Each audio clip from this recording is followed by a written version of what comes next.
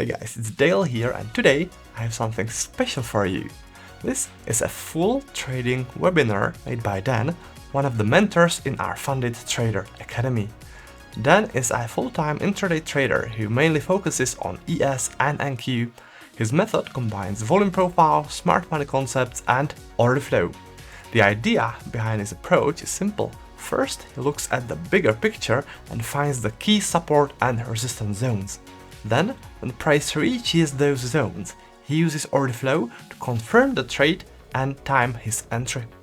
In this webinar, Dan will walk you through his whole process step by step. You will see how he sets up his charts, how he finds his levels, and how he executes trades with order flow. I'm really happy that he made this webinar for you because Dan is a great guy, he's an excellent trader, and many of our students are getting impressive results using his trading method. So let's get started. Here comes Dan. All right, guys, welcome. Dan McKay from Funded Trader Academy. In this video, I'm going to cover my entire order flow trading strategy, the value shift from A to Z. From concept to execution to trade management, the whole works. I'm one of the head traders at FTA for the past couple of years, and I've been trading the footprint for over a decade. So in this video, we're going to cover, like I said, the entire order flow trading strategy from A to Z. We're going to show you how to set up your order flow charts. We're going to show you how to set up the roadmap charts, as I call them. And we're also going to cover platforms used, the ones that I specifically use, the ones I like, and some other options that are available as well. But we're going to start with an overall 30,000 foot view of the entirety of the strategy, and then we're going to work our way down. We're going to drill down into the specifics, how to frame your trading day and find the strongest levels for intraday trading. Okay, we're then going to shift into how to execute and trade my two main setups. All right, we're going to follow that up with some position and risk management, some common mistakes that take place, and then we're going to finish it all off with a roadmap for you to follow to get started yourself. Okay, so my goal for you in this webinar is to walk away with a repeatable, structured methodology to answer two questions that day traders struggle with every single day. Where should I look to be a potential buyer or seller? And when should I pull the trigger, right? Something that has to be answered every day. And this is the methodology that I have used and developed over the past 10 years to do just that. All right, so we're going to cover this methodology in detail today. So sit back, grab a pen and paper, and take some notes and enjoy. Okay, so let's dive in and take a look at your charting platform. Here's the two that I use. I use TradingView and I use NinjaTrader. I use TradingView as my analysis platform where I do all of my pre-market analysis, longer-term analysis, so on and so forth. I like it because of its user-friendly charting capabilities and its ability to really cycle in and out of different time frames. Okay, I like NinjaTrader, their order flow footprint suite. I like their order entry models or their order entry ease of use to get in and out of trades. It's a really good feature, but by no means are these the only two that you can use. There's tons of options out there for both order flow and for charting. These top four here, Addis, Motive Wave, Sierra Charts, Bookmap, all pretty popular order flow footprint platforms, all get the job done as far as I'm concerned. Thinkorswim, pretty good charting platform. Also been using that one for years for stocks and options. And then also TrendSpider is another good comparable to TradingView. All right, so let's dive in. This is kind of the plan here moving forward with this segment. We're going to look at adding on these tools. We're going to start with your roadmap, your TradingView chart. And what we're going to do is we're going to just start with a blank chart, and we're going to add in these tools. I'm going to show you how to do that, where to find them, so on and so forth. And then we're going to move into the order flow footprint, start with the blank chart, add in the footprint software, show you how to load that, so on. You can use either third-party software add-ons if you've got that, or you can use native NinjaTrader volumetric bars if you are a license holder for the NinjaTrader platform, or if you subscribe to it. You can also do that as well. We'll add on the VWAP and the block trade tool. This is kind of my baseline setup for my order flow chart. So let's get to it. Okay, so here is your trading dashboard. And this is what we're setting up. We've got NinjaTrader over here on the left-hand side of my screen, and we have TradingView over here as my roadmap. So we're looking at this, and then we're going over here to execute on here. Okay, so we got the broader view here. We've got the micro view over here. Okay, so when it's all said and done, your charts are going to be set up and they're going to look just similar to this. All right, so let's start with TradingView. And let's just take it from the top. Okay, so when we get into it, you start with basically a blank chart. Okay, and this is the list right here of all your indicators that you're going to have on there. So you basically start with your blank chart. Okay, and just delete all my. You start with your blank chart. Okay, so I like to have a blank chart that has the overnight highlighted, and the way that you do that is you go over here, right click your screen, go to settings, and then you're right in the symbol section here. You can customize to whatever color scheme you like, but the electronic trading hours background, you go ahead and select one and then select its opacity, and then it will go ahead and highlight that overnight for you. I like it as a feature. I think it's a nice, it's easy on the eyes and able to just identify those New York sessions real quick at a glance. Okay.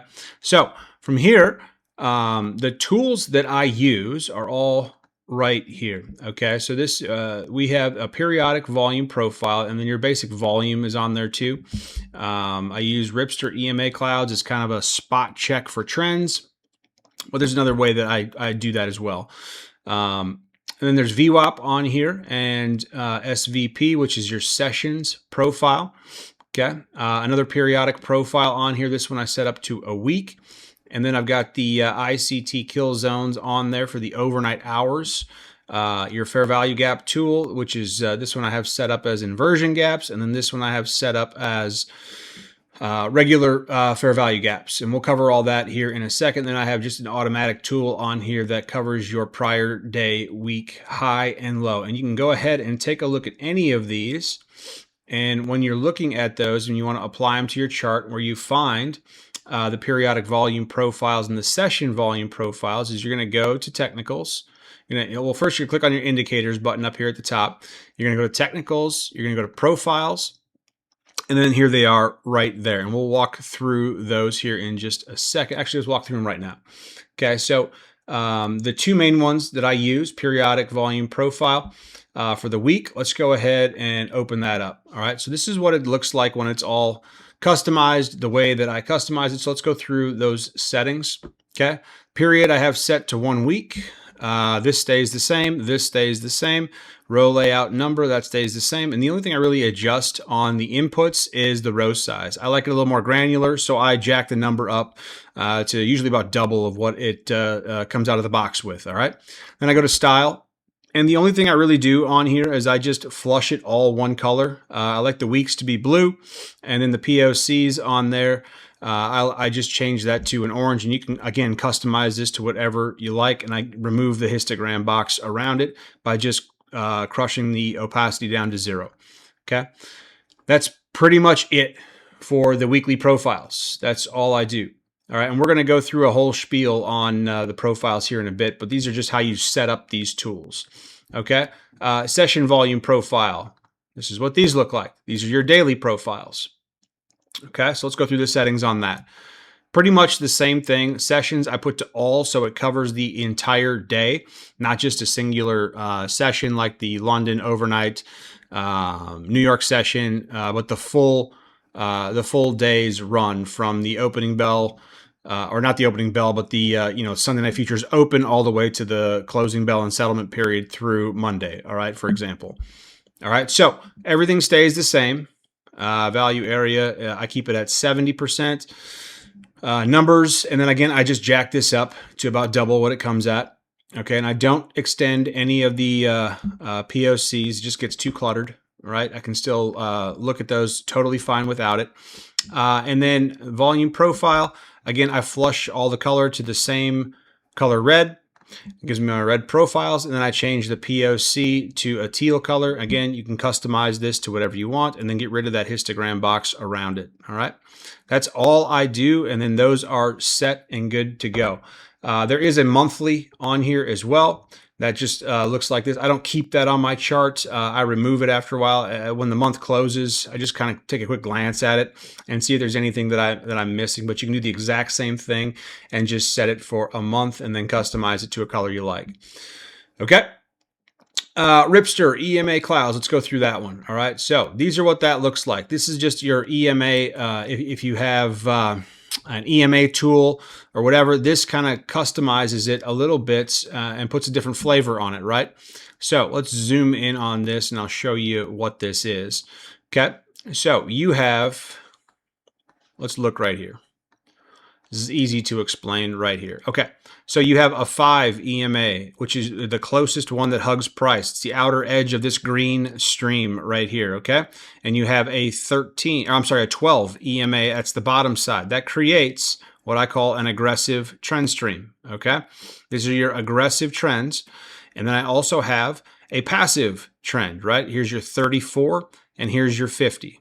Okay, and these often get respected. I like to use these as a spot check. I don't necessarily keep them on my chart all throughout the day, but I just like to look at it for broader term analysis to see if we have crossed over and if we have crossed over and flushed in any kind of different way, shape, or form. So it's a helpful tool to keep on my roster, and you can find that. Just go to indicators, type in Ripster, EMA clouds, top one. And then you just set those settings to, let's see, what did I do here? Inputs. Yeah, okay, so I have an 8, there's also an 8-9 in the middle. That's that thick line in the middle of the aggressive trend. There's an 8-9, there's a 5, and I was right, 13, and a 34.50. And then I just go down here, and I only show EMA cloud 1, 2, and 3. That's it, okay? And you can, again, use whatever color scheme you like, but that's the way I set up that tool, all right? VWAP. Let's go take a look at VWAP. VWAP is not available on an hourly, so let's drop this to a 15 so that we can put VWAP on here. All right, so VWAP. Again, go to indicators, type in VWAP. Very first one, volume weighted average price. Just that simple, okay? And you're gonna go to your settings. And what I do is on the inputs, I get rid of all of the standard deviations. I don't want them on there. All I care about is the actual VWAP itself. I like to use it as a reference. And then the style, you just keep VWAP on there and color code it to your liking. That's it. Okay, pretty simple on that one. All right, we covered these two ICT kill zones. This is what these are right here. Okay, what this does is it color codes out the Asian session first, I believe it's 3 hours, and the London session first 2 hours. They give us nice idea of what the overnight is doing, and it also gives us session liquidities to operate from in the New York session. I like this tool a lot. And so to find that, you just go to your indicators, ICT kill zones and pivots right here. Okay, pretty simple. And then you go through your settings on here, and let's go to inputs. And it's been a while since I did this, but let's see. I have this. It's the first 4 hours, I should say. So, or no. Yeah, it's 8 to midnight. All right, so it's 4 hours, and then it's 3 hours, London 2 to 5. This is all central. Oh, it's all actually, well, this is central time that I have this pegged to, so just adjust accordingly and color code them. I don't put these ones on here. There's other ones you can throw on there for the New York session. Don't need it. I just like to see when I open up my charts in the morning, what did Asian do? What did London do? Okay, with a quick glance. Okay, it's a great tool. All right, let's move on to the fair value gap tool. Okay, so right here, you're going to go to your indicators. You're going to plug in FVG And I like the one by Nephew Sam. This is the one right here. I put 2 of them on my chart. Now, you don't need to use 2 of them for really how I trade, but one I like to make set to inversion gaps, and one I like to set to just regular straight fair value gaps like so. Okay, and if you don't know what fair value gaps are, we're going to cover that here in just a little bit, but let's go through the settings on here. So I like to just set it up exactly like this, where I don't have it set to the chart, but I have it set for 15 minutes, 1 hour, 4 hours, and dailies. I want the candles to close before they identify. Hide fair value gaps lower than enabled time frames. So I check that box, show the fair value gap. Now on the other one, if you want to set one up to just show the inversion gaps, then you just click this off and click that on, and it will just show you the inversion gaps, okay? And those are just areas of imbalance. We'll get to those here in a little bit. Max bars to look back 1,000, delete boxes after they fill, and show the labels, yes. And then you can color coordinate those as to how you would like to see them, all right?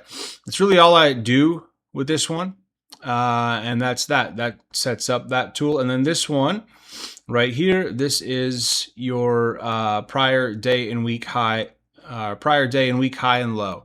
So let's go take a look at that one. That just sets and establishes lines of prior day high and low.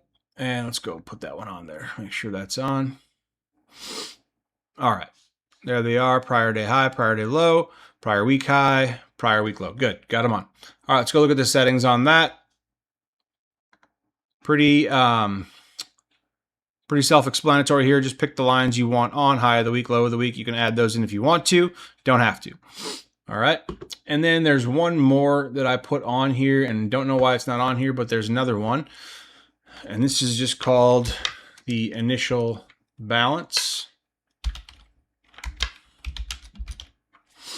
And I use this one here from Noop. Okay. And then what I do on this one, I go ahead and I check off the settings. I don't put the extensions on there. Intermediate level, I do show that. Initial balance color. Let's see, I like to drop that down so it's a little bit. Don't have that. Color IB areas. Yeah, I do that. I don't put the labels on there. All right. And then I go down to the IB area background. I make that yellow. I make it kind of a light, faint yellow. Okay.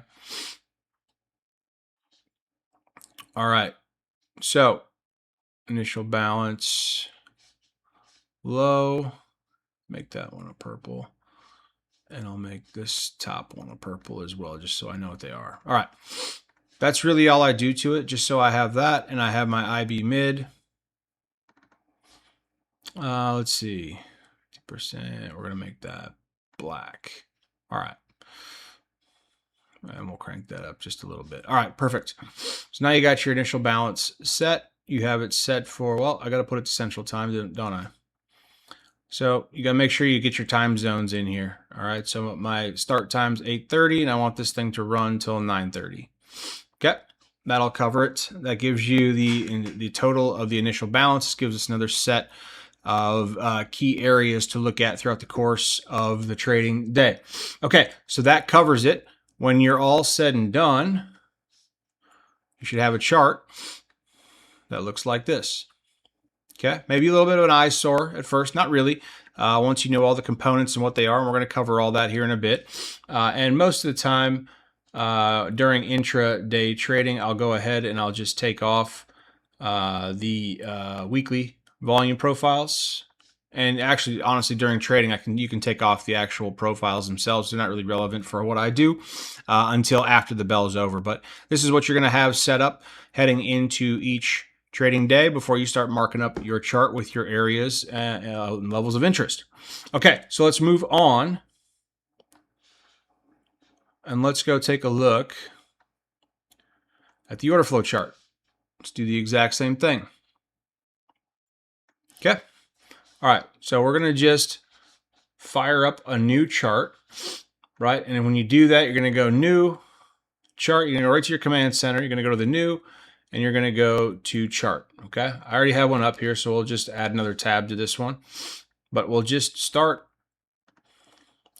from a blank. Let's just say we started from a blank 1 minute chart. Okay. And I'll just show you how to set up the NinjaTrader native order flow. Okay. All right. Turn that. Oops. Turn that off. Okay. All right. So we'll let that load for the S&P 500. Okay. So when you first open it up, it's going to look something like this. Okay. And it's pretty faint on a white background. We can change that background so it's a little darker. We'll go with a light gray. How about that? All right. So now you can see your order flow footprint. Okay. You got your 2 columns of information. You got your candles right here. You got your wicks, so on and so forth. So let's go ahead and customize this here for a second. All right. So we are going to go through the instrument here. We're going to trade is the S&P. Well, I already got that on there. So let's remove that. Okay. So we're just going to start from the top and work our way down. So when you're on a minute chart, okay, you want to change this thing all the way down to volumetric. Okay.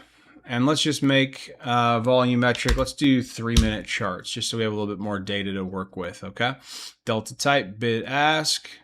Ticks per level, we'll just do 1 on the S&P. When you start getting into stuff that's a little bit harder to read on a tick by tick level, you want to compress that down. Like the NASDAQ, I put it to like a 3 or a 4, so it compresses down. Or it adds a couple levels together. All right, we'll go back. You want to keep this to a minimal. 3 days is fine. And then we'll go, yep, chart style, volumetric. Name volumetric, that's fine. Chart style type, bid ask. I like the bid ask where you have the bid and the ask columns. You can also merge it so that it's just one delta column so that it does the calculation for you and just gives you 1 number per tick per level. And we'll just keep all the rest of this the same. Okay. And we keep going, keep going, keep going. Candle body outline, black. Color for up bars, lime green. Down bars, red. Pretty standard. I like to remove the box grid. So I just make this a transparent. And then I like to, let's see. Yeah, we'll keep going. Opacity 50, width 1, no more box grid. All right, box outline, same thing. We're going to go ahead and turn this into transparent. So that's gone. Dash style solid, 100. Color for positive strength, red strength. Show maximum, yes. Color for maximum. This is your COT, and I'm going to get to that here in just a bit, and we're going to color that blue. Color for text, we're going to make that black. Okay. Okay, and we want to show bar statistics. Okay, so there's only a few things that I like to see on here. Trades, volume, buy volume, sell volume, delta bar, delta percent. I don't look at cumulative delta, min, max delta, delta change. Okay, these are the only 4 that I put on my chart. All right. And then let's see, statistics grid, solid, done, done, done. Let's see, what else do we like to put on here? All right. Oh yeah, we also want to click show as a profile. All right, so let's go ahead and apply the settings that we have so far. Let's see.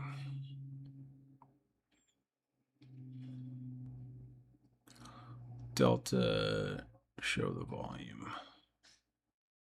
Let's go ahead. Yeah, there we go. All right.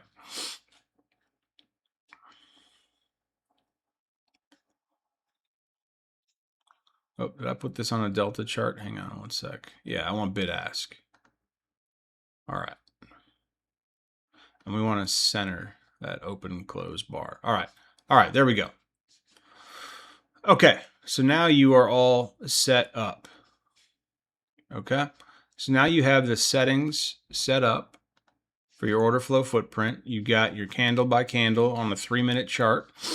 You have your bid, your ask, all the transactions going off. You can see clearly your bars, your open, high, low, close, all the data in between. And you got your stats bars set here down at the bottom as well. Okay, so now I go in and I layer in a few more things. Okay, what I like to layer in on here, go to your indicators as soon as it wants to pop up. Yeah, here we go.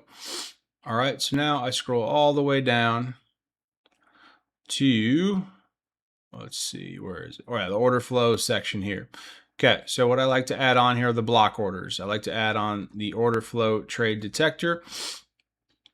I go ahead and I hit add, and you want to change this to block, and minimum size or minimum volume for marker is 100, and I leave the rest of it the same. That's for ES, I use 100. Okay, so we're going to go ahead and put that on there. Probably not too many to work with.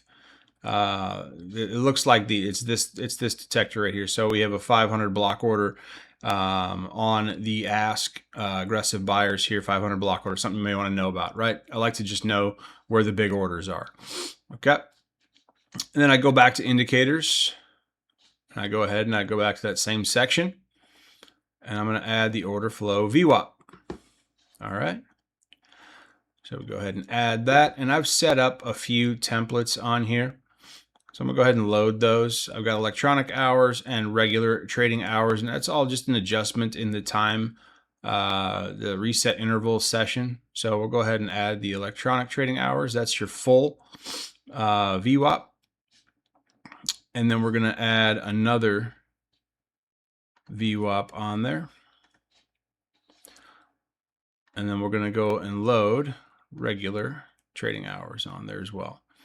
Okay, we're going to go ahead and apply. Okay, so this is your regular. I keep that one as dotted. And then the regular trading hours is just a straight line. Okay. All right, so that's on there. Let's go all the way back to current price here. And then I'm going to go and do one more thing. I like to add volume on this chart, and I kind of customize it, not really, but I go ahead and add this, add, and then really all I do to it is I go to the volume plots, I make the width a 20. All right, so now you got your volume chart, or you got your volume on here as well. And so now your order flow is all set up. So when it's all said and done, you're going to have a dashboard that looks like this. Okay, just like what we talked about up front. Okay, so now your charts are set up. So what now? What is the ultimate strategy that we are running here? Okay, so the strategy that I run here is called the value shift. And this is, again, this is a 30,000 foot view of the strategy up front, okay? And we're going to dive into the details of this, but I just want to give you a little broad overview of what it is. All right, so I look to take advantage of day-to-day value shifts in the equity indices, primarily the ES and the NQ, okay? So looking at the main core concept is I'm using these volume profiles and key levels, and I'm looking to see where has value been, where is it going, and where is it currently, and where is it likely going, right? So I'm wrapping my my arms around where value currently is, and I'm looking, engaging for potential areas where the value can shift to, okay? So we had value set here, we had a value shift lower, and then we broke that value area on this the 14th and broke down to the downside, and down she goes, shifting value lower. Okay, so how do we do this? How can one predict this, or how can one frame a strategy around this? Well, there's a process I use takes typically 5 to 10 minutes each morning, called the top-down multi-time frame analysis. We're going to get into that shortly. But before we dive into that, let's cover some basics on the volume profile. Okay. So this is a core concept, a core tool that I use. If you know it well, this will be a nice refresher for you. If you don't know it, this will be some pretty decent information for you. All right. So we're just going to cover what a basic volume profile. All right. So what is it? It's a visual representation of transactions executed over price. So what you're seeing here is a visual representation of transactions over price. Your price axis is over here. These are the visual aids, right? So up here, you have relatively low volume. You have all the volume stacked up here in the value area, and then you have your low volume way down here, okay? So some of the pieces to note. Okay, and this is true for every volume profile you look at. Some may or may not have them labeled on there or have them highlighted or so. But the key components of this is the value area right through here. Okay, the value area represents 70% of the volume. So on the S&P 500, for instance, there's 1 to 3 million contracts executed every single day. Okay, so 70% of that volume was done right in here. Okay, so you have your value area high, which is this line right here, that upper portion of that 70%. Okay, in the middle there somewhere, usually you have your point of control. That's your POC, and that's the singular level, singular price point where the most transactions went off throughout the course of the day. It's the high volume node. Okay, and then just below there, you got your value area low. Okay, that's the lower 70 or the lower part of that 70% of volume of the transactions that went off. Okay, a couple more pieces. You got your low of day, your high of day. That's easy to see. You don't need a volume profile for that. But you do have an extreme high price point of the day or price zone of the day and an extreme low price zone of the day. Okay, so these are the basic components. They don't change. These are always going to be there. All right, so let's dive into just a couple different, couple more things here before we get rolling. What we're looking at here is the basic profiles and shapes. Okay, so there's different profiles that come out throughout the course of the day, or any trading day or any trading week. Okay, so this one here, this is your basic D-shaped profile. Okay, why is it a D-shaped profile? Because it's shaped like a capital D. This is your standard bell curve distribution. Okay, it tends to mean balance. It tends to mean consolidation, and it's just usually a tight ranging chop, right? If it's tight ranging, it's usually just a consolidation day. All right, and there's more to it than that comes through it. There's things that can derive from that D shape, and things that can be anticipated from that D shape. All right, so let's go on to the next one. The other basic one is a capital P shape profile. Again, it's called a capital P because it's shaped like a capital P. Okay, it tends to mean a bullish trend. Not always, but it tends to mean a bullish trend. Okay, when price moves from lower prices, distributes higher, followed by consolidation, and it tends to leave some thin prints along the way. What do I mean by thin prints? I mean very little volume to zero prints. Okay, and you can see that by this big explosive candle right here. Price ripped through here very quickly with very little volume. Okay, you want to note those moving forward. All right, let's go to the lowercase b-shaped profile. This is the inverse of that, right? So it tends to mean a bearish trend. Not always, but it tends to mean a bearish trend. Okay, price leaves value, a higher value, distributes lower, and establishes some lower value down here. Okay, and you can see that value by what's highlighted here, which is the value area. And as a quick glance of the eye, you can see that value would have been up here and it rolled downhill and established itself right through here. Okay, again, tends to leave some thin prints, some areas of imbalance in the wake of that move. Okay, now you have your capital B shaped profile. All right, so this is just a shift in value, intraday shift in value from a D-shaped profile, breaking out or down, distributing and reestablishing value, also known as sometimes referred to as a double distribution, but the POC shifts. Okay, so price started off down here in a nice tight ranging D-shaped profile. Late in the day, it broke to the upside and established value higher. Okay, you have a high volume node here, you have a high volume node here, and in the middle, you have an imbalance. Again, worthy to note moving into the next trading day. Okay. Lastly, you have a trending profile, and it's just kind of a one-directional chop movement, right? Price grinds or chops its way to its closing price destination, leaves multiple high volume nodes along the way, right? You can see 1, 2, 3, 4 on this one, and 1, 2, 3 low volume nodes in there that are some imbalances, okay? And again, we want to note those moving into the next trading day. All right, so those are the 5 basic profile patterns. Now, the question that I'm going to get, or that I usually get from this is, well, what can I do with this information? It's backwards looking, right? I don't know that these profile shapes, nor the meaning until the profile session is closed. Correct, you don't. However, what makes this different from other indicators that you just throw on your screen that's built off of some calculation that's backwards looking, that has no future valuation to it that you can assess to it, or you can, there's no anything that you can use forward looking in this, right? From the other indicators that do that, you can actually do that with this, right? You can pull out key levels for the next trading day and you can carry them forward. Okay, you can string together multiple profiles to offer a broader context of the market, and you can anticipate potential scenarios where you are interested in being a buyer or seller. Okay, this is one of the key things. Where do I want to be a potential buyer or seller? Well, we're going to help answer that question here in just a minute. Okay, by simply knowing where areas of balance and imbalance are from the previous few days. All right, it's one of the more powerful tools that's available on pretty much every platform. Okay. So we're going to go through that process. I'm going to show you how to frame the day here, okay?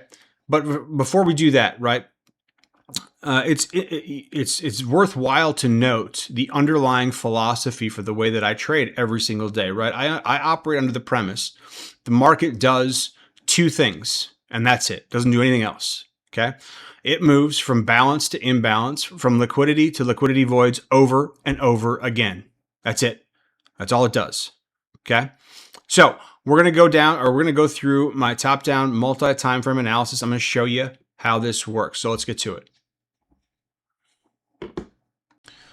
Okay, so let's take a look at this top-down multi-time frame analysis. Now I'm just going to start off with a blank chart. Okay, so we got nothing on it, just a blank chart, just some volume on it. We're going to start from we'll start from a weekly chart. Okay, so the top-down multi-time frame analysis is you are scanning through not every day. I don't look at the weekly every day, but I do check it every so often. But you're going to start from the higher time frames. You're going to work your way down to about the 1 hour, sometimes the 15, depending on what you're looking at. And you're just really going to find areas of liquidity and areas of imbalance and balance. Okay, that's it. That's all we're doing from the top to the bottom. All right, so right off the get-go, I don't typically put too much on the weekly, but you can see that there are areas right here that we're going to want to notate. Obviously, the all-time high here and the major swing points. Okay, and by swings, I mean a swing low. And if you don't know what a swing low is, you have a low, lower low, higher low. Okay, so we have a clear protruding swing low down here, a clear protruding swing high right there. All right. And what we're going to do when we just first start looking at this is we're looking for a fair value gap. And we're looking for those areas of imbalances from the higher time frames. Now, if you don't know what a fair value gap, I'm going to show you. Okay. It's a 3 candle phenomenon. And I got one right here that I can show you on the weekly right here. Okay. It's a 3 candle phenomenon, right? So you have this big bullish surge through here, right? We're looking for areas where there is an imbalance of transactions, okay? And right here, you have a wick high. You have an incredibly bullish bodied candle right through here and a wick low. Note how these candle wicks, this one right here and this one right here, do not merge, okay? So what's left in the middle is a one-sided transaction all the way up, right? Okay, so if you were looking at this on the ask, you would see a heavy imbalance of transactions And on the bid, you would see a lower volume of transactions. Now, this is a fractal thing that takes place on every time frame you can find it, but you want to note where these areas of imbalance are, and you want to highlight them. Okay, so on the weekly, we have one here. I don't really have anything anywhere else that's relevant. We do have one way down here, right? So we can mark this one on here too.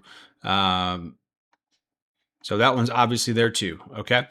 So now we've got a relatively recent swing high, swing low, and we got a weekly imbalance on there as well. Now we're going to zoom down to the daily. Okay. So we've got our weeklies set here. Let me go ahead and highlight that. Okay. So now we're going to look for areas of daily imbalance. Okay. Well, I can see one right here. And yeah, over the course of time, you just kind of train your eye to it and you can see it real clearly. But until then, you can go ahead and just plug on your fair value gap tool and it will highlight those out for you. Okay. So, and I just like to put a rectangle over them because I don't always keep this on there, but we have bullish daily right there. Okay. So in this weekly, we have a whole bunch of imbalances. I'm not going to go ahead and highlight all of those. Just know that imbalance exists. This imbalance exists. This weekly here exists. And so does this bearish daily up here. Okay. So that about covers it. There's no real new swing points here except for this one right here. But we just took on the overnight Sunday night futures open right through here on that gap up. Right. So we do have one there and that area has been taken. All right. So now that we've got the daily covered, now we're going to shift gears and go down to the 4 hour. Okay. Now here's where my volume profile comes into play. This is where it starts to get in, get a little bit of interesting, right? We've got more bearish imbalances to the upside. We've got 4 hours here.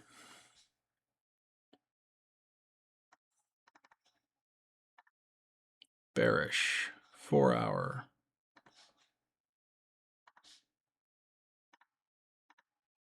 Bearish 4 hour.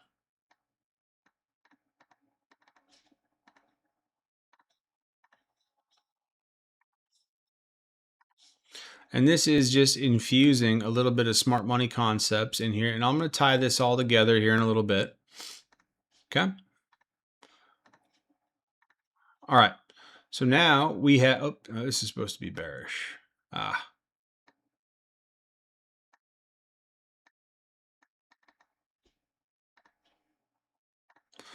Okay.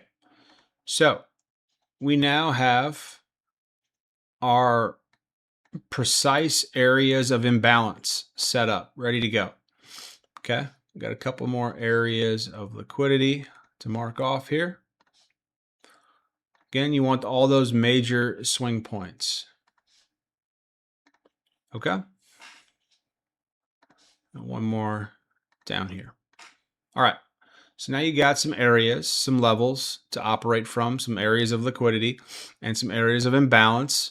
And then we're going to layer in on here, right? I don't have any more imbalances to mark off. Okay. They're all kind of in there. I do have one bullish 4 hour right here. I didn't extend that one.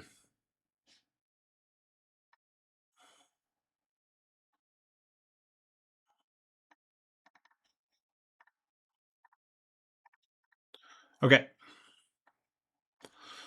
So the last thing I'll do right here is I will mark off this volume gap up.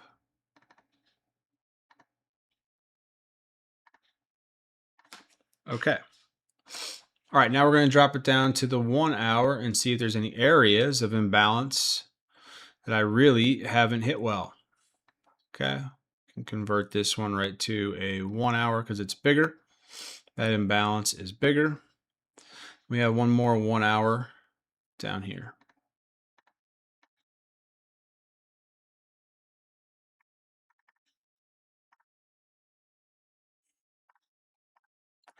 Okay.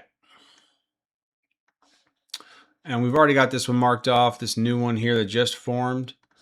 You can go ahead and mark that one off too.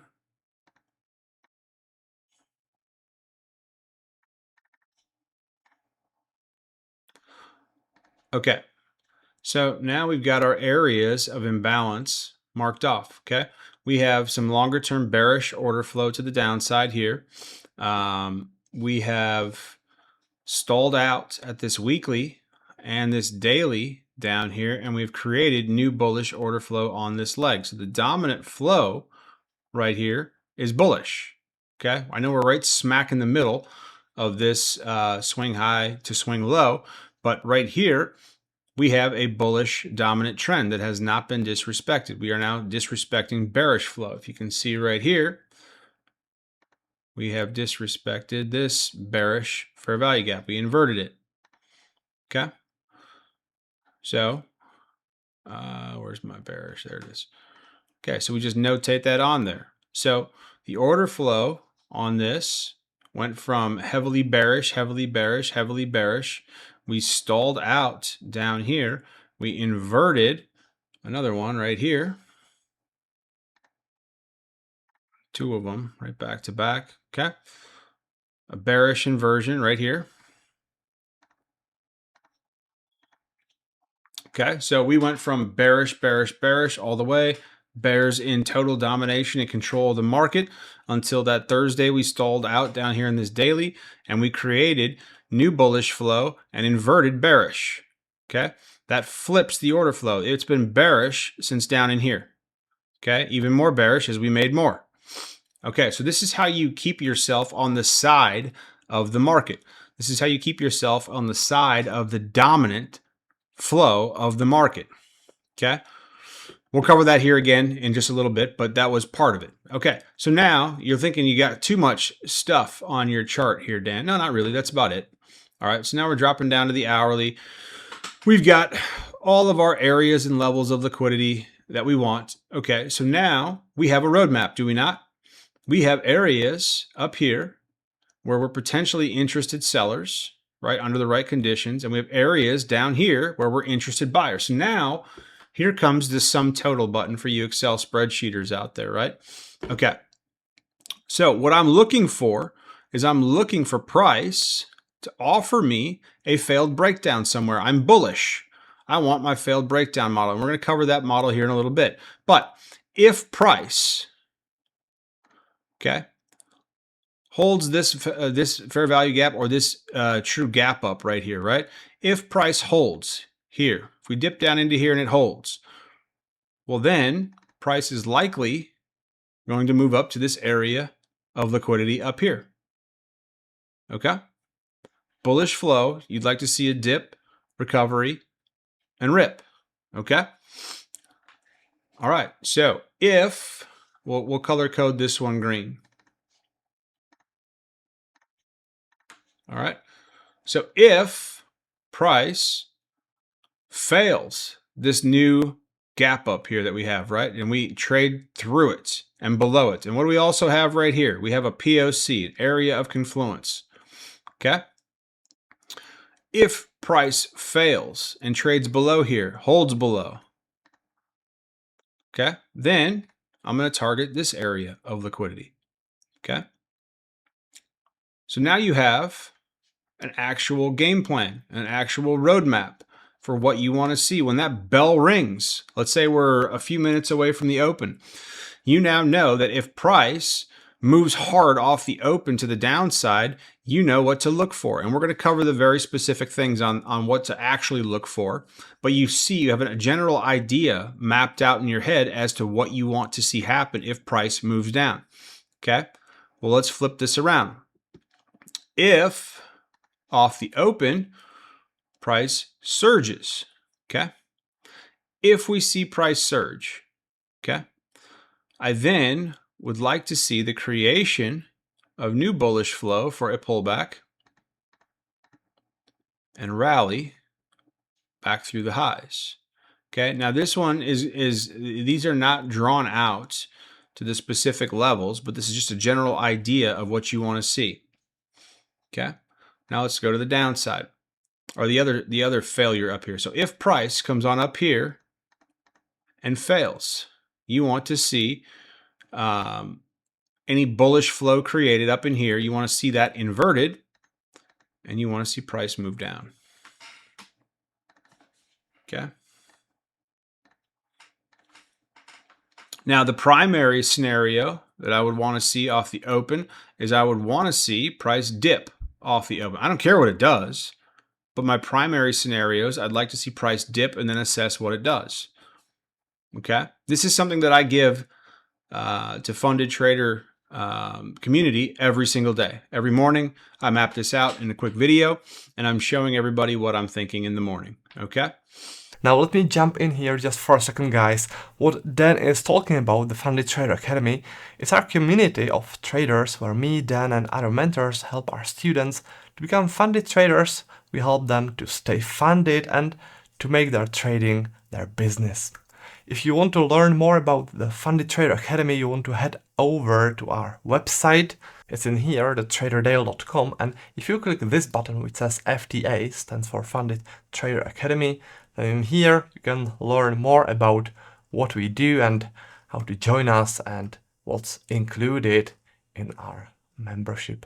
Alright, so let's go back to Dan and the webinar. Alright, so now you have your roadmap. Now, if you want to, you don't have to because they're already listed on your charts, but you can go ahead and you can extend out your prior week POCs. Right? If you really want to gum the works up on your chart and add more levels, if you like more levels, it's totally fine. You can throw your prior week POCs, throw these levels on there right here. You can throw on your prior week value area highs. All right, prior week value area high. You can throw on prior week value area low, and that other value area high way up in here. Okay, so again, the analysis doesn't change. You're still looking for the same thing. You wanting to see if price is going to fail above this prior week high and start to penetrate back into prior week's value. But if price does continue on up on its bullish trend up here, if we do get a bullish break up here, there's potential for that bullish value shift to the upside. Okay, you can see values down here. Where could it potentially go? Well, it could potentially either come back down through and dig back into last week's value, or it can break to the upside and expand value higher. Okay, so that's what we're looking to do. At the end of all of this analysis, you're coming up with a couple of different if-then scenarios. If price pushes to the upside, what are my likely options up here? If price moves to the downside, what are my likely options up here? And you're using these tools to gauge yourself as to who is the dominant flow in the market and what do I need to see for that dominant flow to reverse. Okay, that's all we're doing here. Okay, so just some final thoughts on framing the day. We just kind of covered this topic loosely, and I want to cover it here just one more time. So in this scenario here, we have two trends, right? We have a broader bearish trend and some short-term bullish trend here, right? So in this instance, which one is the dominant flow that we want to key in on? Is it the bullish or is it the bearish? I'll give you a few seconds here to note your answer. Okay, in this situation, it is the bullish flow. Okay, that's the dominant force. It's the current leg, right? And the reason for that is we want to day trade this thing. Yes, this is the longer term trend, okay? But that doesn't mean a whole lot here when we have this shorter term bullish flow that is holding its weight, okay? So how do we tell this? How do we know what side of the market to be looking for, okay? All right, so we have bearish flow dominating, just creating more bearish flow, all the way down through here. And we stall out at a bullish imbalance, a daily bullish imbalance. We stall out, okay? We then disrespect a bearish gap right through here, and we invert it, okay? And then we respected the upside of that inversion. And then what did we do? We created new bullish flow out of this. Okay. So we stalled out, we disrespected bearish and inverted it and created new. Okay. That is the recipe for an order flow flip from bearish to bullish. This is how you can not pinpoint, but you can find those rotations low on that price curve. Okay.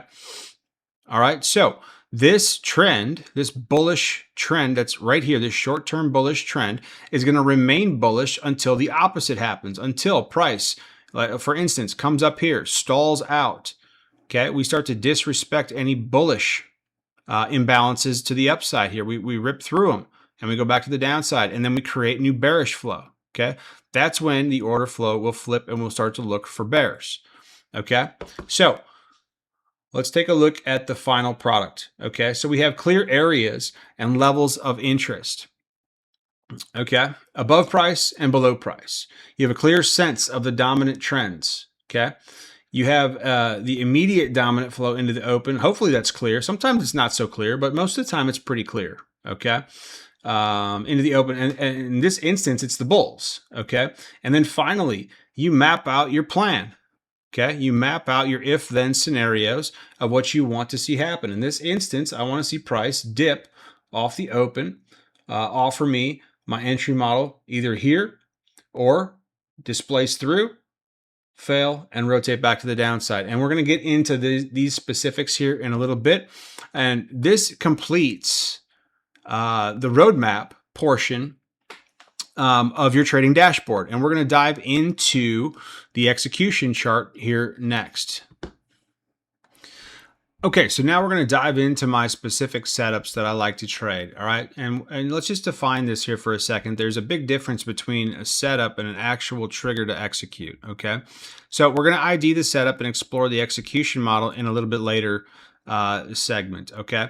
So the setup, we're IDing conditions to look for an entry. We have the proper market conditions where we can then go look for an entry, all right? Bullish market, bullish dominant flow, price pulls back, retests a key level, and at that moment, we investigate and ID the price action at that level. Does price displace or fail to displace through those key levels? Once it's clear, now you're on the edge of your seat awaiting your entry model to develop and to trigger. This distinction in cadence is critical. It's crucial to be able to trade effectively.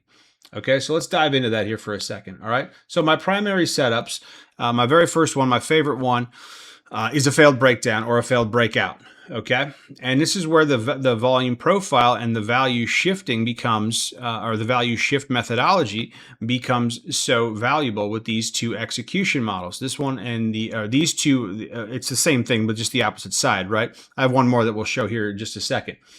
But what we're looking for is a failed breakdown. So we have a current leg of price right here. This is your bullish leg, okay? Coming into the open just at the New York, or just before the New York session open, which is right here.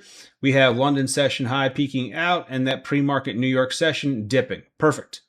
Okay, we have two very key levels right here. POC, value area high. And we probably have some imbalances down here to the downside. We've got one right here. I can notate that right there. And look where price dipped into. Okay, so all of a sudden price comes screaming to the downside off the open. Okay, we have a little bit of pre-market run to the downside.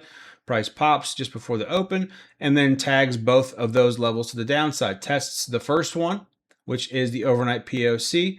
Tests it, bounces, fails, no execution model, no entry model there. Price swoops back to the downside, tests that other one, holds it. Right? How do I know it holds it? Well, it wicked through it. The bodies never broke to the downside and held. Okay. Then price reverses in a screaming fashion back to the upside, breaks some structure, and off to the races she goes. So where does she go? Okay. Right back to a known swing point in prior day high. Two prior day highs, in fact. Okay. So this is one of my favorite models. And the inverse is the true just to the downside. But this is one of my favorite models to trade. Bullish market, bullish flow, dominant, and we have a weak pullback, failed some key levels, and recovered them. Okay, let's go on to the next one. My other setup, that I like to look at is called a breakout. Okay, you have essentially the same thing. Bullish market, bullish flow, pullback, right down, tagging a key level, okay? Coming up to another key level, value area high, and breaking out. See how we didn't fail it here? We actually just ripped right straight through this value area high and created a smaller term fair value gap through there, okay? So this is called displacement. This is displacing through a key level, okay? And we created new bullish flow right here, okay? And then what we want to see after this happens, we want to see price pull back into it, offer us our entry model, and then we're able to go long. We're going to cover the entry model here in a little bit, okay? So as price is testing a key level, you want to see price do one of two things: rip through it clean or fail to do so, okay? And that will be clear when it happens, okay? When this happens or this happens at a level. Here's your POC key level. You did not displace through it. You wicked through it, failed it, and then recovered it, okay? Let's look at the other one again. Oops. Let's look at the other one again. Displacement, failure. Okay, so let's go and wrap up the where, okay? All right, so the very first section of this, the roadmap, your trading view chart, if you're using my setup, is all 100% dedicated towards understanding where you want to look for potential areas to trade, okay? You're using the volume profile, you're using smart money concepts, fair value gaps, and you're using that top-down multi-time frame analysis to frame the day. Start from the higher time frames, identify your swing points, identify your imbalances, and then go back through it with your volume profile and add in your POCs, value area highs, value area lows, high of days, low of days, same thing for the weeks, okay? And you create yourself a nice matrix, okay, for the day that are relevant areas to trade, okay? So now we're gonna move into the when, all right? We have an understanding of the key signals we're looking for on the footprint, but how do we actually execute, right? We're gonna dive in to the footprint here next. Okay, on to the when portion of our webinar here.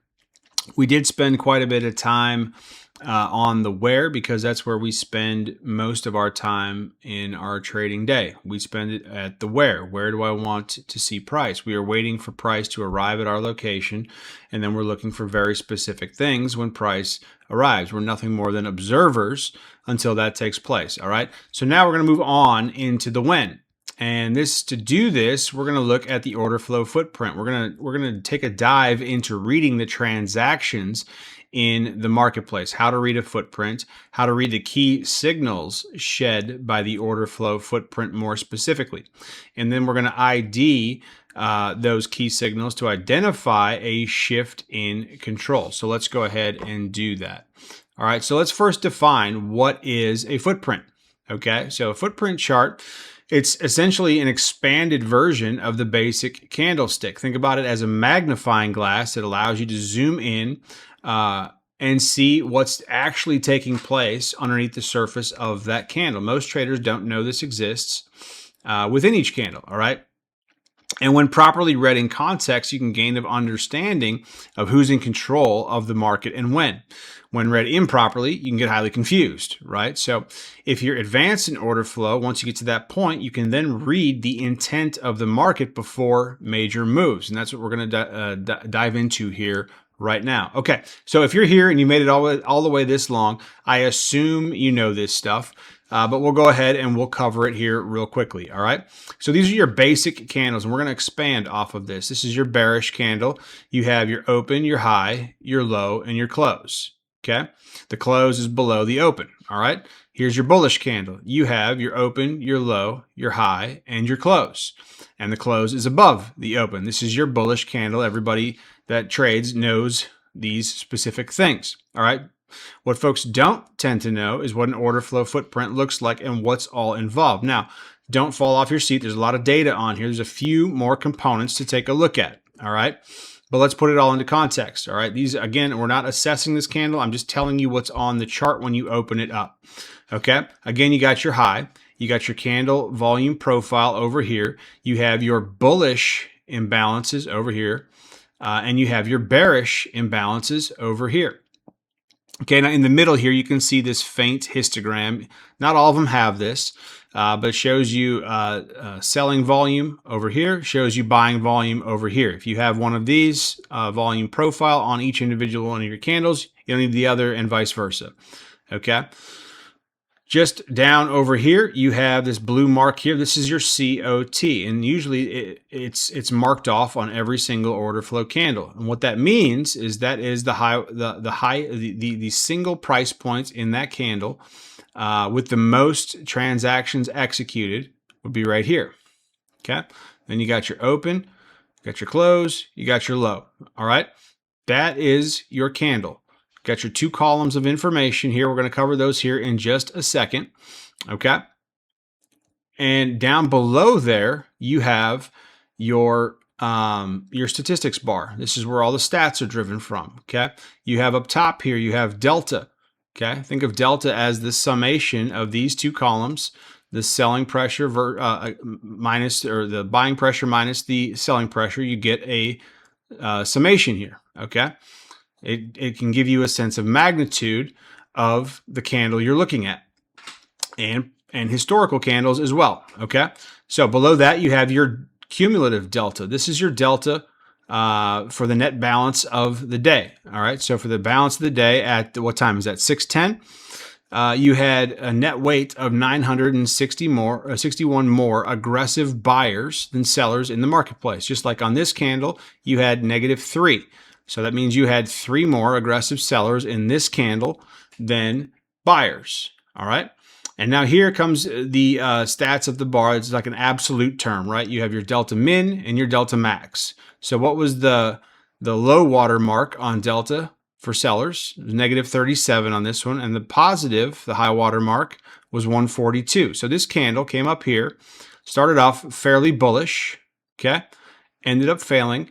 Up in here, we were at that 142 mark of aggressive buyers over sellers. And then as we came back down here and price sold off, we saw more aggressive sellers step in and erode that 142 down to 237 and finish up at -3. Okay. And then just below that, you have a volume bar here that just shows a visual representation of the volume that's gone off at this particular time. Okay, so that completes the vertical look at your delta or at your order flow footprint. Okay, so the question on this is what's important, right? Well, let's cover that.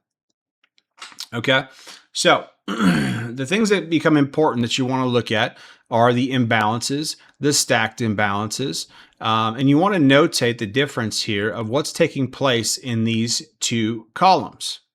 Okay, over here, this is your bid, okay? And you have aggressive sellers transacting here, okay? This is what shows up when folks are aggressively selling and they're hitting that market order, okay? They're impatient and they want out now, or they want to initiate a short now, okay? They're executing over here on the bid. Over here, you have your ask, okay? And here you have aggressive buyers executing when they are hitting that market buy order right now. They want in now. They have no patience. They don't want to wait, and they want in. They're executing over here on the ask. Okay.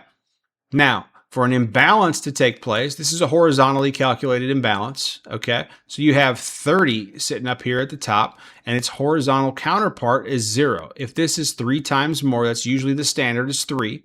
If this is 3 times more than its counterpart, it gets a highlight that shows a surge of aggressive behavior at this particular tick. Okay. All right. So what's happening on the other side of that transaction? If you have aggressive buyers that are buying, who are they buying from? Well, they're buying from passive sellers. Okay. And vice versa is true over here. If you have, 86?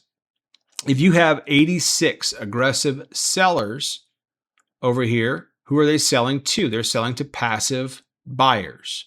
Okay, so you have 2 things happening in each one of these columns, but what you're really looking at is the net aggression, right? Which is why I focus a lot of my time on the delta. Okay. All right. So let's keep going. What is delta? All right, we kind of covered it here a little bit. It is the net difference between aggressive buying volume and aggressive selling volume at each specific price level within a single price bar or candle on a footprint chart. Okay, it is delta volume equals volume traded at the ask. Aggressive buys against buyers lifting offers, or the buyers lifting offers minus volume traded at the bid, aggressive sells or sellers hitting the bid. Okay. Positive delta, typically displayed in green, more aggressive buying pressure at that price level. Okay. Negative delta, typically displayed in red, more aggressive selling pressure at that price level. Sellers were the more aggressive force in that particular small microcosm of an issue. Okay, so simply put, delta tells you or can tell you who is in control at specific prices, gives you a sense of magnitude of each candle. All right. Okay, so TradingView order flow, a couple of add-on tools that you can add on to it that simplifies it a little bit, that just shows you delta moving overlaid over your price, right? You can see aggressive sellers and traps coming in off the open. You can see aggressive buyers coming in to trap up some traders up at the top. Sellers coming in, those red bubbles represent the sellers, and price moves back to the downside. You can see aggressive sellers popping back into the downside. Okay. Some of the tools are pretty cool, but this is another view of that TradingView order flow. Tells you the exact same thing. You got to read a little bit in depth on some of this to pick that out, but this is the one that I like to use. This is just your standard NinjaTrader order flow footprint. Okay. All right. So let's try a little exercise here. Okay. What is the read? We're going to go ahead and we're going to do an exercise of reading delta. Now, the very first thing you want to do when you open up your chart, you know what the components are. You've got your statistics bar down here. You've got your individual bars. I think they're 5-minute candles in here. You got your block trades on. You got your VWAP. You got so on and so forth. The only thing we don't have on here are the actual key levels, all right, or zones, all right? Now, what you want to do, the very first thing off the opening bar is right here. The very first question you want to ask yourself is, are delta and price aligned? Okay. So what's price doing? Price is moving down for about 30 minutes. Okay. What's delta doing? Delta, you can see right here, is ramping hard in the opposite direction. It is dominated by aggressive buyers. Now, how is that possible? How can you have aggressive buyers dominating the order flow, yet price is moving down? It means that passive sellers are pressing this market down. All the aggression on the buy side is getting absorbed and shoved to the downside. Also means this is a delta divergence. Okay, so we're going to come back at the end of this, and we're going to ask a few more questions as when does the flow shift? Okay, and we'll be able to answer that after we go through a few more slides here. All right, so one of the very first key signals that I look for is a shift in delta, right? I'm looking for a change in control. Okay. And again, I don't care what happens in between my levels. It does not matter to me. I'm not interested there. I don't care what happens. I care when we start to ramp in the direction of my key levels. That's when I start to pay attention, especially when we get into my key levels or my key areas. That's when I care. I don't care anywhere else. Okay. It's very important to understand. All right.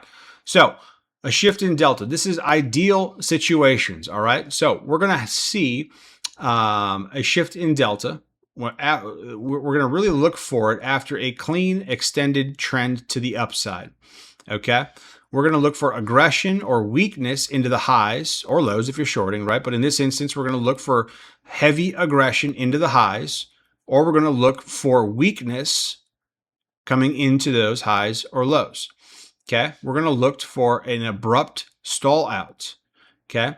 And then we're going to look for an actual shift from aggression one way to the opposite direction. So let's go ahead and walk through this here. Okay, so we're starting off right down here, and we're just coming in, looking into our charts, and we're just kind of making heads or tails of what's taking place. Okay, all right, so we have some bullish flow here, a little bit more bullish flow.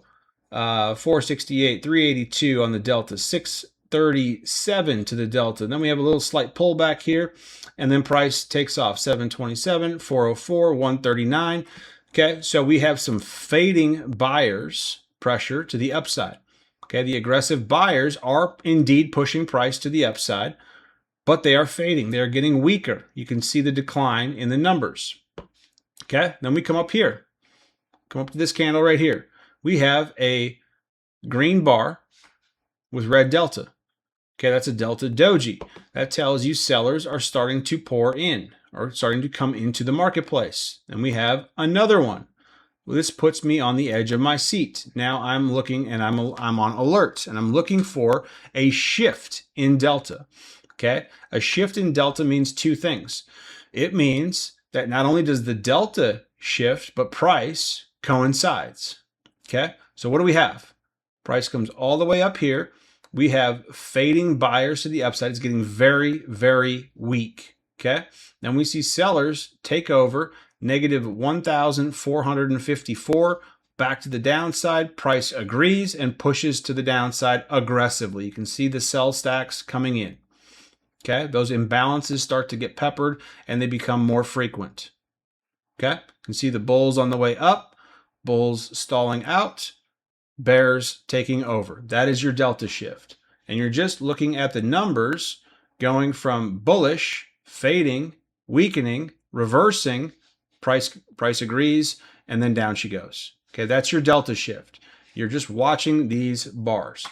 Okay, and you're looking for that initiation or initiative action in that opposite direction, and then you're looking for that price to expand and delta to coincide. All right, that is your shift or your change in control, your delta shift. All right, and again, this only matters at key levels. All right, so let's look at traps. What am I looking for when I say I'm looking for a trap? I'm looking for trapped traders. Again, looking for this for price on an extended run in one direction. Okay, I'm looking for aggression at the highs for a bullish trap, or I'm looking for aggression at the lows in a bearish trap. Okay, so again, same chart. Price is coming up here. We're notating that delta is in control, pushing price and driving. Okay, but it's getting weak. We note that going up. Okay, price is getting weak, weaker, weaker, even more weak. Okay, now we see a triple stack imbalance on the ask right at the wick highs. Okay, this right here is notable as a potential trap. We don't know it's a trap yet if we don't see this bar yet, right? We don't know this is a trap, but it's notable. Okay, especially on declining bullish delta up to the high side. Even more so if there's a key level up in here. Okay, so this is basically your textbook trap. Heavy, aggressive, bullish flow at the wicks at a swing point. Okay. All right. Now, what is it actually that we're seeing here? We're seeing late breaking retailers get into this trend very, very late. Okay. Well, they've waited, they've confirmed, they've overconfirmed. Well, we're still going up. We might as well get in now, right? We see it all the time. Okay. We see traps, we see a delta shift, and then we see acceleration. Okay. These are two of the signals that I look for. Okay.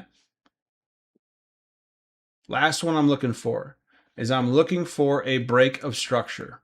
Okay, now this can be a little bit subjective and there's a little bit of an art to it. Okay, but let's go back to this. So let's just say we have a bullish market moving up. Okay, all right, and we do in this instance. There's a bullish market moving up. Okay, we have price weak buying going on up here, right? Then we have heavy aggressive buying going on, right? A little mix and match back and forth, just back and forth of aggressive buyers on price, weak delta. Okay. back and forth with delta. Nothing is making sense up here, right? Nothing is in alignment, okay? Now price stalls out. We see a little bit of a small trap up here. We see aggressive bullish flow up in here, and then price moves away from it quickly. And we can see we have a clean structure right here on the body lows. Okay, so as soon as we displace through there, okay, now we have something. Now we have a break of structure to the downside. Price comes back up, traps up some more traders at that break of structure, and then fails. Okay, this is your break of structure. What you're really looking for is the immediate trend of the bullish uptrend to break. All right, so let's kind of tie it all together. All right, so this is that same chart we've been looking at, except for that break of structure one, but this is the same chart that we're looking at, right? That we were looking at earlier. Okay, so we have a nice clean bullish trend here on declining aggressive buyers. Okay, we start to see two things here. We see a green bar on a green bar with red delta. Sellers are dominating the flow within these these are 2-minute bars. Okay, so a 2-minute bar, green, red delta, green, red delta, declining urgency to the upside, declining horsepower to the upside. Okay, then we see this potential trap, and we don't know it's a trap right away, but we're notating it as a triple stack up at the top. Okay, then we see a shift in delta right here. Okay, our structure is right here. Why is this our break of structure? Because this uptrend, if we break down below here, that will kill this uptrend. Okay, if we break down and hold, here's your break of structure. We broke down and we closed through it. Take your short. 1, 2, 3. Delta shift, traps, break of structure. Okay, the immediate trend is broken, and we've now traded to the downside of it and held. Okay, with selling momentum. Okay, and then down she goes. Okay, so question again.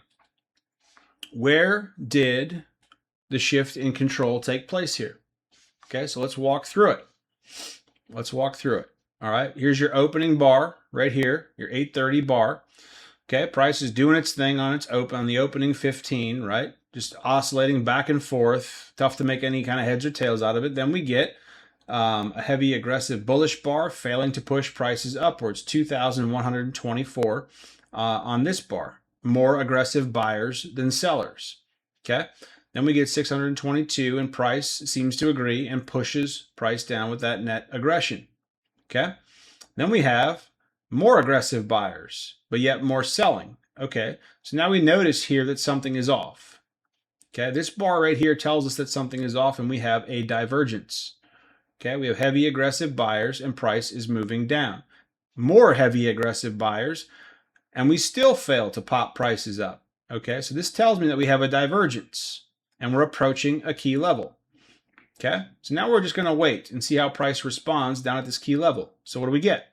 Aggressive buyers all the way into it, and then here we flip. Okay, negative 1019. We're now nearly an hour into the market, and we don't have a trade. Okay, and that's fine. All right, so then we come down here and we see potential traps. We see price push through almost a displacement, right? And we don't know if it's a displacement yet because price hasn't come back up and tapped into this or pushed into or retested this level. Okay, so now we have heavy aggressive bullish flow coming up here and failing. Okay, more aggressive bullish flow failing to reclaim. Okay, still bullish flow, red candle, failing to reclaim, again 1390. Now we have price move away. Now people might look at this and say that this is potential retest of a key level, failed to reclaim it, and now down she goes just by looking at this candle. If you're looking at the order flow, you note there's no sellers in this candle, none. Okay, we're kind of a neutral bar on this press down, so there's nothing to do there. Okay, and now all of a sudden we get more bullish flow, pops price up, price starts to agree with delta, we come back through, we reclaim, we create a higher high, and then we break this little built-in structure and break that downtrend. Okay, here's your 1131, breaking clean, initiative action. You can see the buy stacks right through here.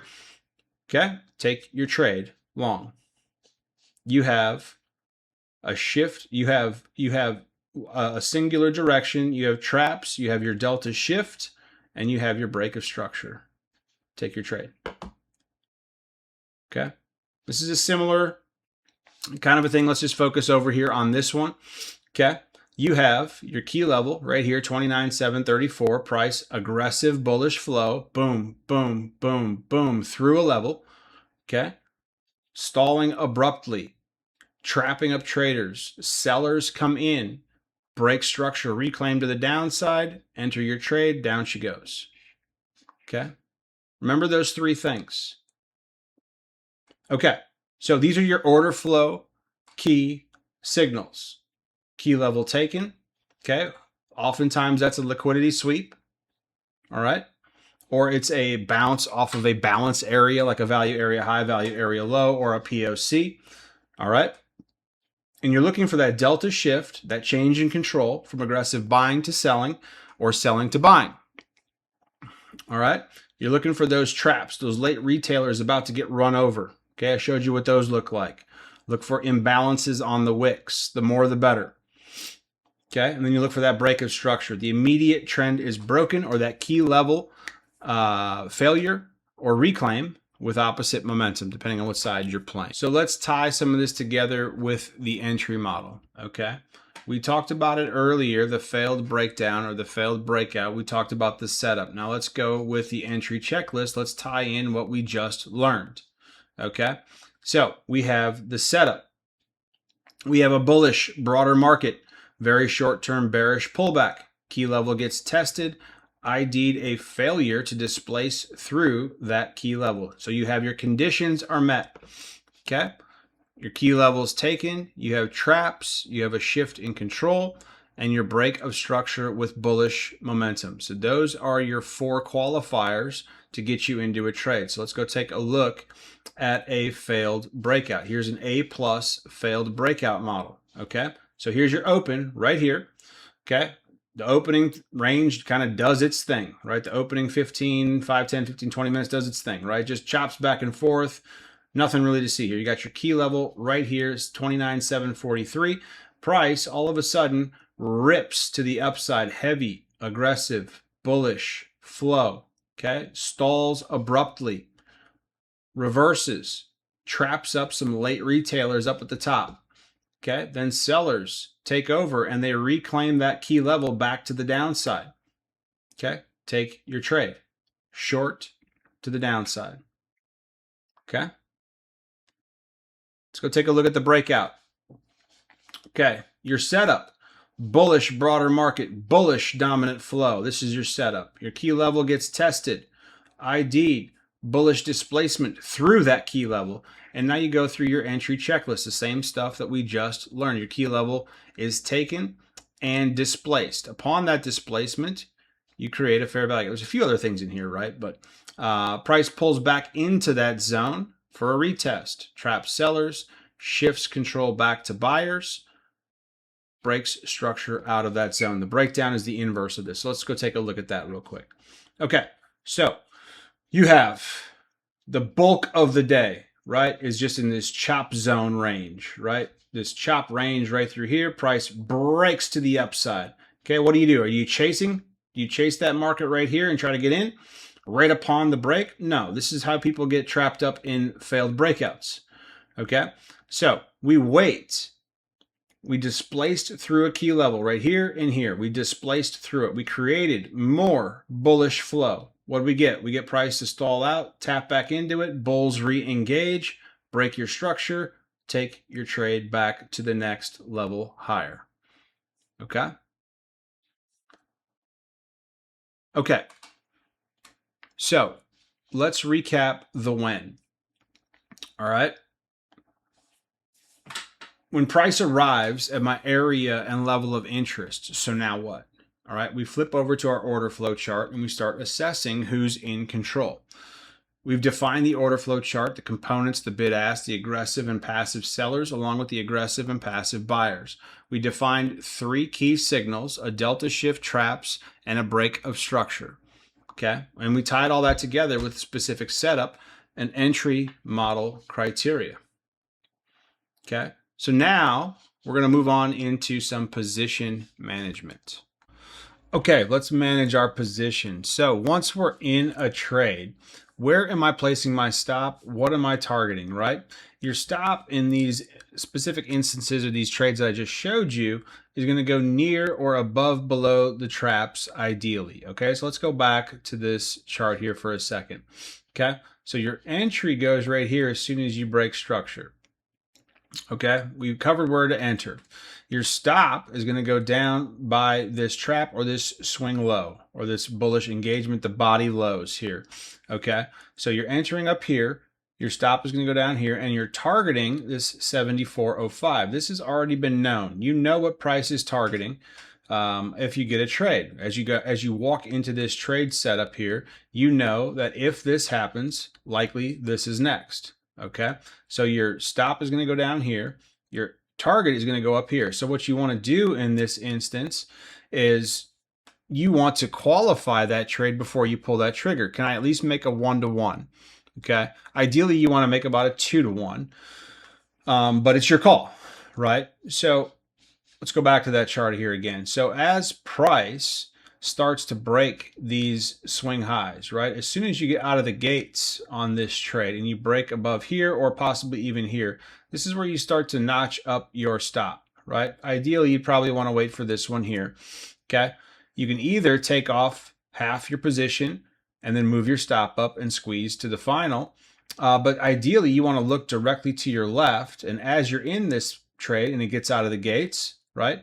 Now, once you've cleared this hurdle right here at that 1-to-1, okay, now you've cleared it, okay, so now you can start notching your stop up for a risk-free trade. You either take it to break even or below the swing lows, right? And then you squeeze that rest of the remainder to target, okay? So let's go back. Yeah, and again, take profits along the way and squeeze that trade to the final upside target if possible. But you may get stopped out on that part of it too, but that's totally fine. You're already at a break even or in the money on that one. All right. So the standard sizing. Let's talk about position sizing. So the sizing of your on a per trade basis, right, is typically 1% to 2% of your account balance. So for instance, if you have a $50,000 account and you're risking as your rule 1% of your balance on a per trade basis, you're risking $500 per trade. This rule would require you to lose 100 trades in a row to blow your account out. All right. It's very, very low probability if you stick to your rules and have an edge. And these two are the main two components. Stick to your rules and have an edge. You trade only at your levels and the right conditions with a trigger and a setup. Okay? Period. You don't do anything else. Okay? And then the reward side of it, minimum, you're looking for that 1-to-1. Ideally, a 2 or above. If your risk outweighs the potential reward, don't trade it. So for instance, go back to that previous slide. Okay? If we were entering up here somewhere, and we only had just a few points to get to, but I had to take all this risk, I just wouldn't take the trade. I'm not going to take that risk for this very minimal reward here to this known target spot, okay? So just something to keep in mind as you're trading this live, okay? All right, so let's go through some common mistakes. What are the most common mistakes that I see traders make? So I see them trading over leveraged positions for their account size. That's number one. That's probably the bigger one. And then I see people trading against the dominant flow. I see folks trading the footprint blind without a higher time frame structure or plan. I see folks trading outside their areas of interest. They're just kind of gunslinging it wherever, right? People misreading the order flow. It's not really that big of a deal. Once you get the hang of it, that kind of comes with it comes pretty quick once you get the hang of it, right? One of the bigger ones is not following a specific set of conditional guidelines and entry checklists before risking and engaging capital. Okay, like I just laid out for you. All right, and also not journaling your trades daily. Okay, journaling to me is like the ultimate cheat code. If you want to walk into the marketplace every single day and know with specificity and confidence what you're looking for, start journaling every single day. Here's why I took this trade. This is the trade I took. I put my stop here. We were targeting up here. I had my boom, boom, boom. Checklist is done. And the conditions were proper. 2-to-1 risk reward. Took my money and ran. Or I didn't follow my rules. None of that happened, and I just gunslinged it, right? One of those two things, and somewhere in that scope of possibilities, right? Okay. Let's go to the next steps. Okay, so how do you get started with this? We covered an awful lot of information tonight. Okay, we covered an awful lot of information. Okay, what you want to do, the very first thing to go back to is start framing your day using the volume profiles and fair value gaps. Understand where you're looking to trade. Okay, this is where it all starts from, where it all roots from. Okay, where am I looking to trade? If you can pinpoint that with precision, you're 90% of the way there, right? Okay, then go back and back test. Okay, go back through a month's worth of trading days and look for A+ setups and entries that we covered in this video. Journal them just like you were trading them, right? This is what I saw here. I would take this trade on this entry right here, and we were going to target up here. This is what this A+ entry looks like. Screenshot it, print it, put it on your chart, or put it on your desk. Okay, get comfortable and confident in dissecting out your key areas and levels. The only way to do that is to go back through historical data and keep doing it, and then do it ongoing on a daily basis. All right. Get comfortable and confident in reading the footprint. Practice it. Read the last 10 opening ranges of the ES and the NQ. ID the shifts in control. Screenshot, journal them, circle them, pull out a pen and paper and write them down, right? Get comfortable reading that footprint live. Okay, going back through and back testing it and trading it live is a different deal. So on an ongoing basis, read that footprint live, understand who's in control. Do things make sense? Is price and delta, are they aligned or are they misaligned? Are we on our way to a key level? Okay, so on and so forth. Understand who's in control and when it shifts. Get comfortable doing that. Okay, you're going to want to practice both those skill sets, crafting your roadmap and reading the shifts in control at key levels on the order flow. Okay, so that does it. You now have a good grasp on answering the two questions traders face daily: where and when, right? You have seen how to drill down into the charts and find where using volume profile and smart money concepts. You've seen the key signals from the order flow footprint to ID when to pull the trigger using the full entry model you just saw. And now you have a roadmap as to how to get started. Hope this was helpful. Thanks for watching. We'll see you guys over on the next video.